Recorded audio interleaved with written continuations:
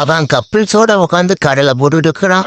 நான் ஒரு கப்பை வச்சுக்கிட்டு சோத்துக்காக உட்காந்துட்டு இருக்கிறேன். யாராவது தருவாங்களா தரமாட்டாங்களான்னு. இதான் இந்த வாழ்க்கைய மட்டும் நம்மளால புரிஞ்சிக்கவே முடியறது இல்லையே. சொத்து தானே நான் உட்காந்து நிக்கிறேன். யாராவது ஒரு வாய் சோறு போட்டா என்னத்தான் ஆயிடுவீங்க சொல்லுங்க பாக்கலாம். கொஞ்சோண்டு பாலாச்சி மூட்டை வந்து ஊத்துவிடா பரதேசிங்களா. என்னடா இது ஒரு வாசனை திரவியம் மாதிரி இருக்குது. நல்லா வேற இருக்குது. புகத்தல்ற மாதிரி வேற இருக்குது. புது விதமா இருக்குது. என்னவா இருக்கும் இது? இது அந்த நாட்டிய பேரொலி நயன்தாரா வேலையாத்தான் இருக்கும். அங்க பாரு மேக்கப் போட்டு உட்காந்துட்டு எதையே பார்த்துட்டு இருக்கிறா மேல. என்னடி மூஞ்சி இது? இதெல்லாம் வேற ஆகும்.